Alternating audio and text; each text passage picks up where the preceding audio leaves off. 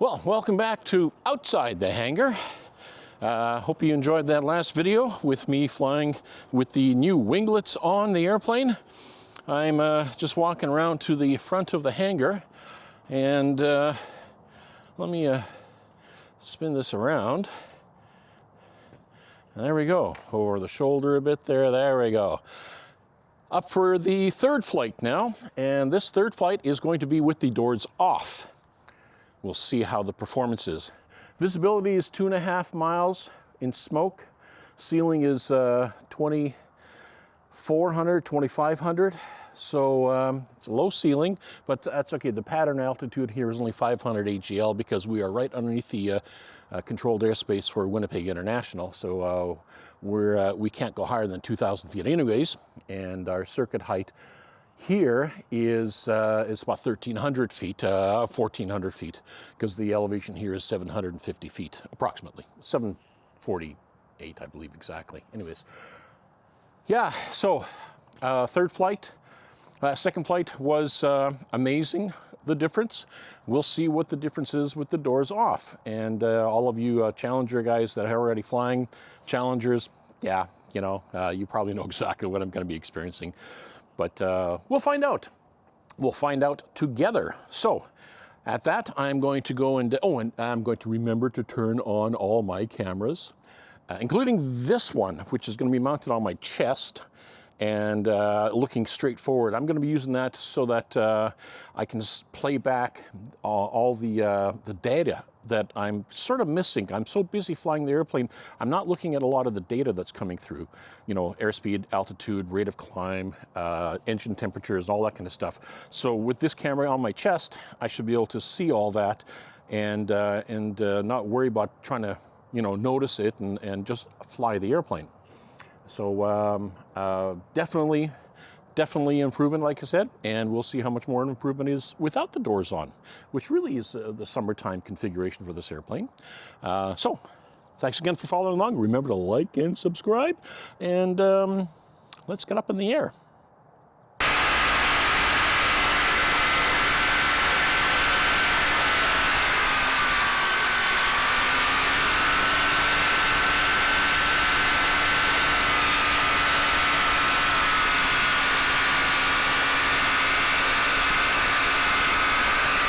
Let's go in the middle of the runway and see how bumpy it is. Haven't been down this far yet. I've only flown over this part of the runway.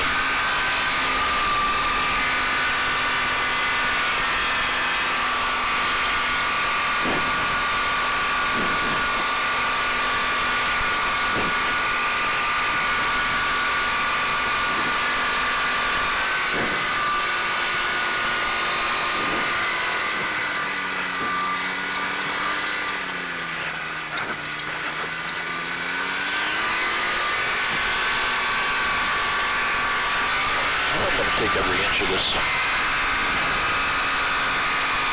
Looks like everybody else has too, by the looks of it.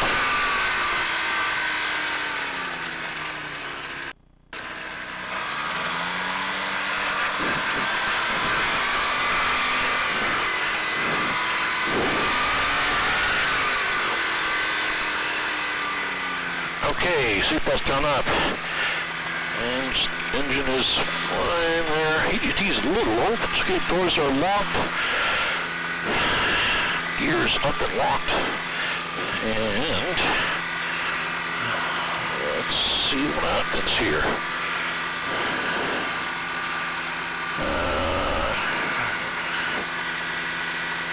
So that's my airspeed in miles per hour. That's my airspeed in knots. All right. Crest, experimental India Echo Bravo Kilo is on 09, remaining in the pattern, left-hand pattern, Lynn Crest, when we are taking off. All right.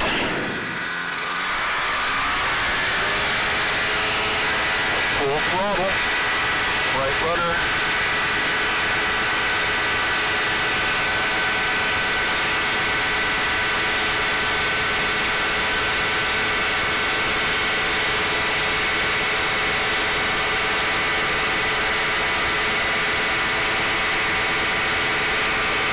Oh, this is a lot more stable right away, I can tell.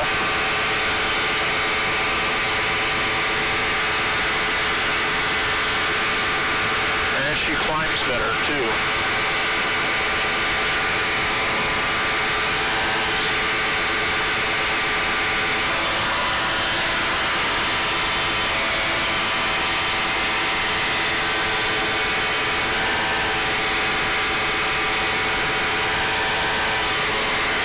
Crosswind.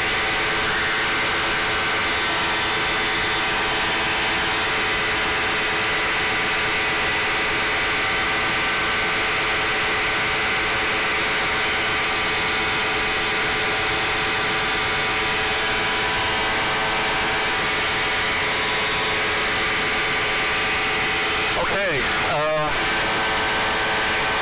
without the doors on, it is certainly a lot better.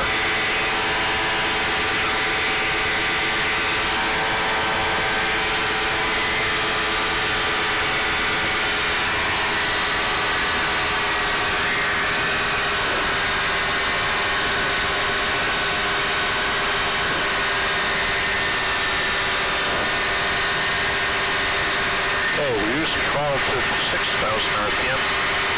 Yes, a lot better. Wind crest, India Echo Bravo Kilo is downwind for 09, 40 touch and go. Okay, those are the power lines, stay away from that.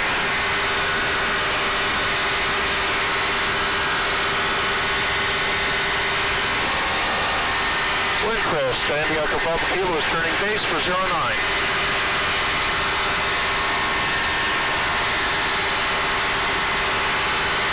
Okay, she is handling much better.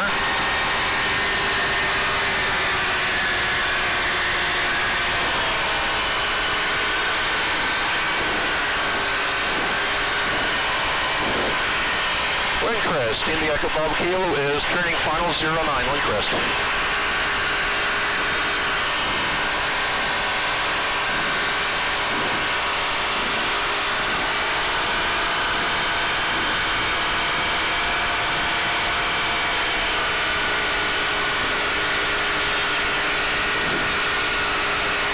Eyes out.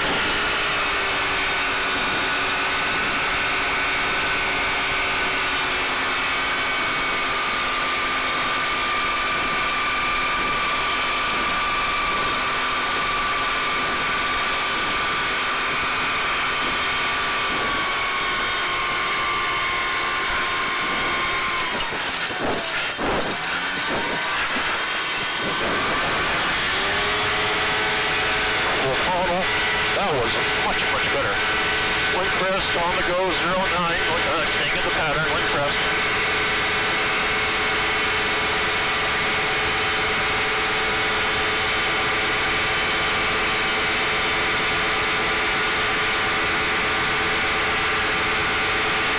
Okay, without the doors on, this is a different aircraft. 100% different aircraft.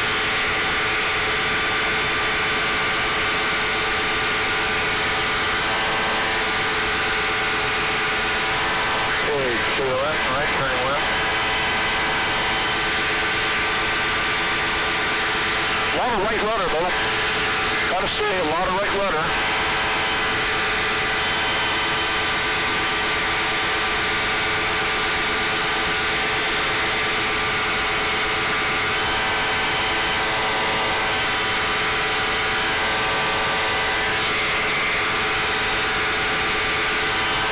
To the right, to the left. Turn left.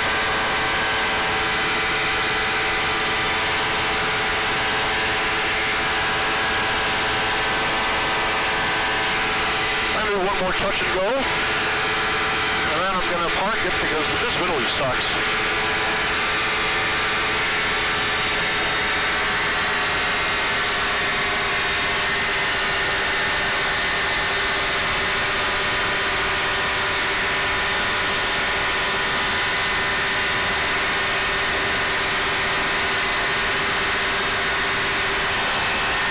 Down downwind for 09, we're touch and go. India Echo Bravo Kilo, wind crest.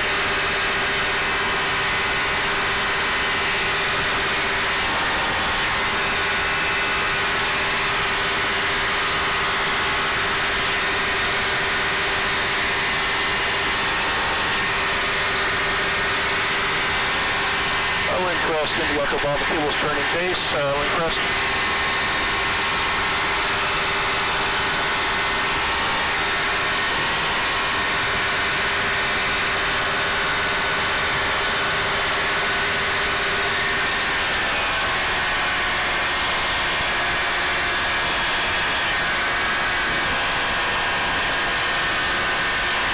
Wind crest, India Echo Bravo Kilo's turning final 09, wind crest.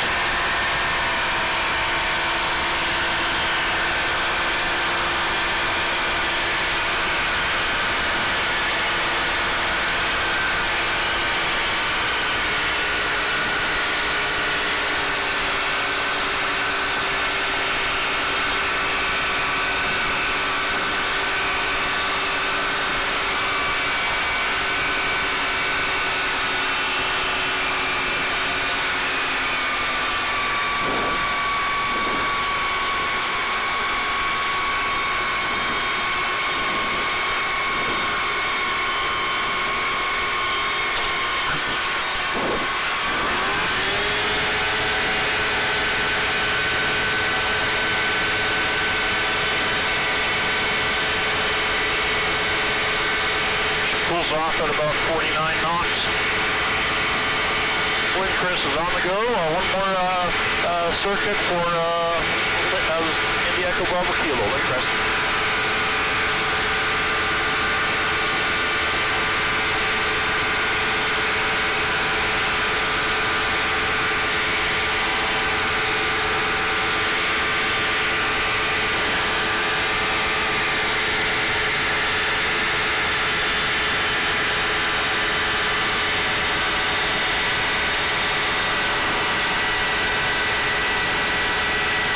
My RPM was flashing, looked like I was over revving.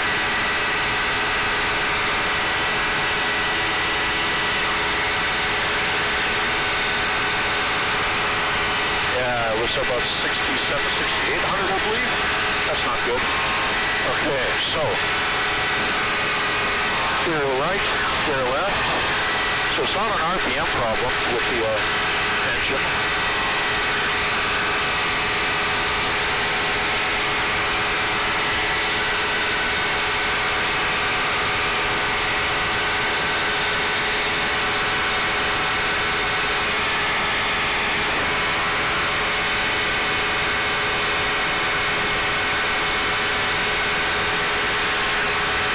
Crest, India Echo Bravo Kilo is downwind 09 for full stop, wind crest.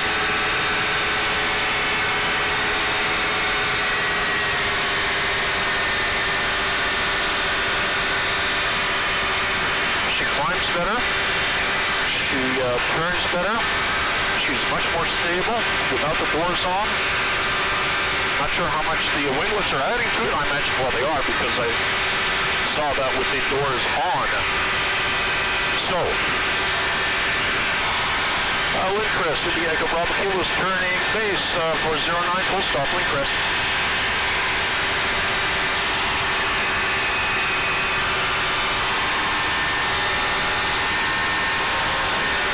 Okay, I'm only about 300 feet off the ground, which is okay. My max pattern altitude is 500.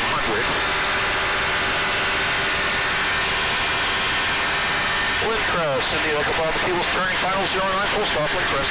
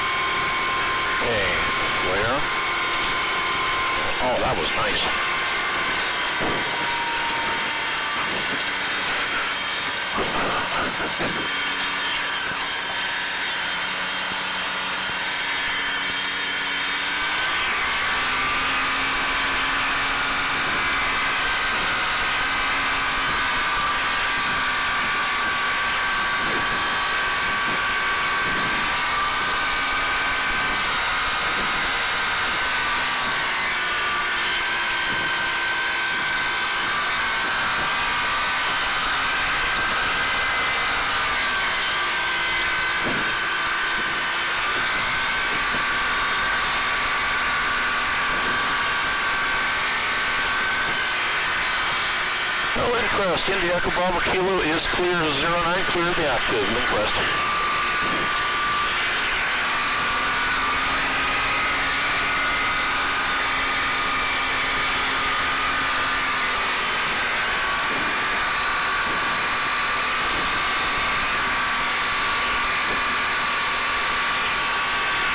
Okay, she flies beautifully without the torso on. It's like, okay, this is a totally different airplane. It climbs faster.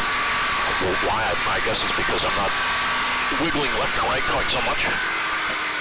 And, yeah, she climbs better. I'm a lot more confident. Okay, brakes on, come on. All right, let's set the park brake.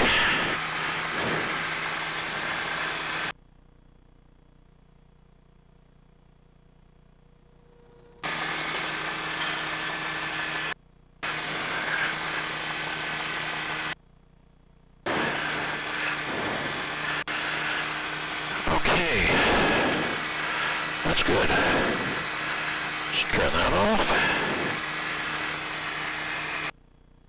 Up to 3,500 RPM.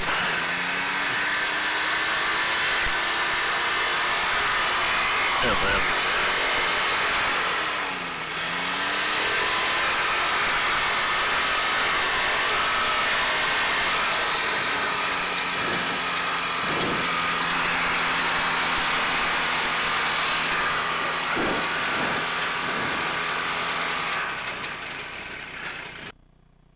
there we go. Use choke to kill the engine. And EFIS off. EIS off. Have the fuel pump on the whole time. Lights off. And that's it. Thank you very much. I will close this out outside of the airplane, but very successful. Quite happy. All right now, that third flight without the doors on, just in case the audio wasn't being picked up on the headset, I think it was because I could see it was redlined the whole time. I got to check the audio levels on that. But it flies like a pussycat now. Not only that, it climbs faster, obviously because I'm not fighting the yaw quite as much. It climbs better, comes off the ground at about, I noticed it was light at about 46 knots or so. So almost 50 miles an hour is when I wanted to lift off, where it just said, I want to fly. And then it was going to climb like a homesick angel. Yeah, it is a different airplane with the doors off. Everybody's told me that, and I believe them.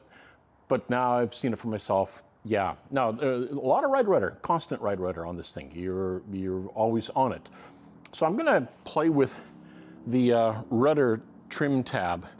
Not now. I'm going to do some more circuits and get a little more used to it. And then once I get a little more used to it, I'm starting to notice more instruments, that kind of stuff, because I'm not so dead laser focused on just flying the airplane without it trying to kill me, unlike the very first video.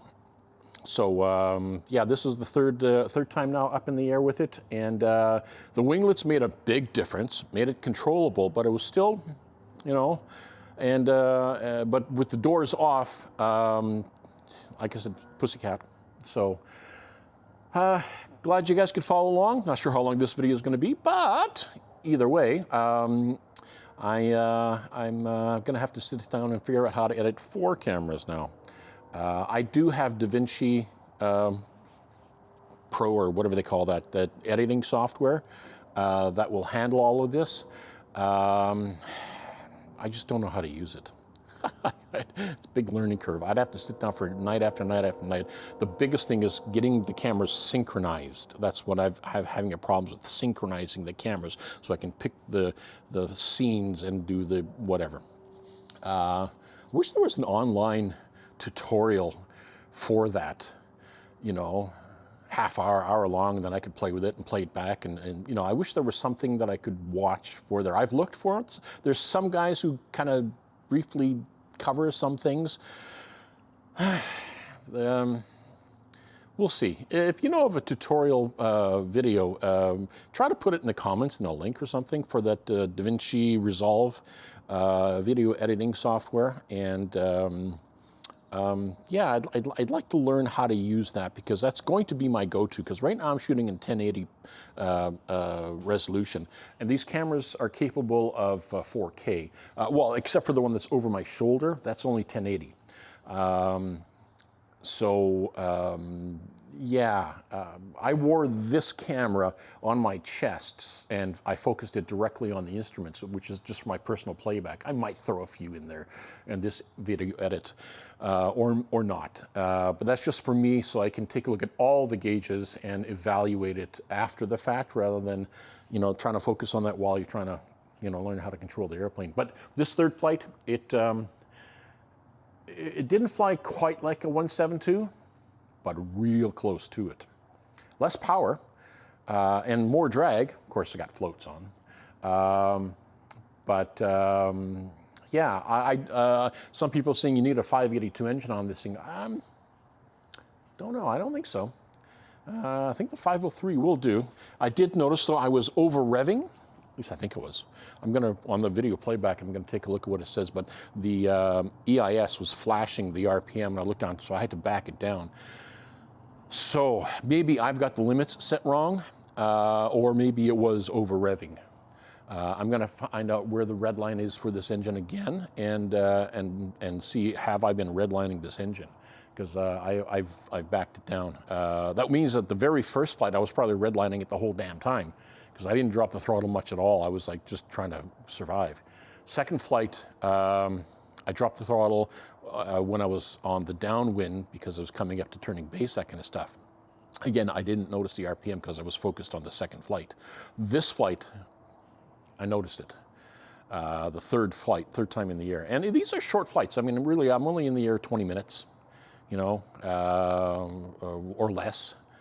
15 minutes, that kind of stuff. So all total, I've got less than an hour, I think, or maybe just at an hour. No, probably it's less than an hour in this airplane so far.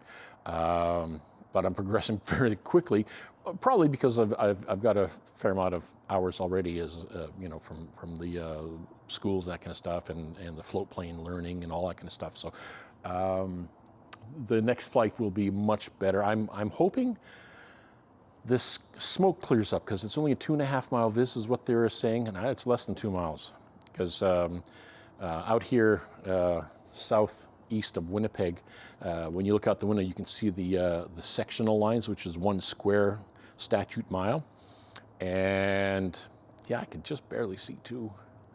Maybe it is 2.5, but it certainly wasn't 3. But so it could be that it's 2.5, or maybe a little less. So yeah.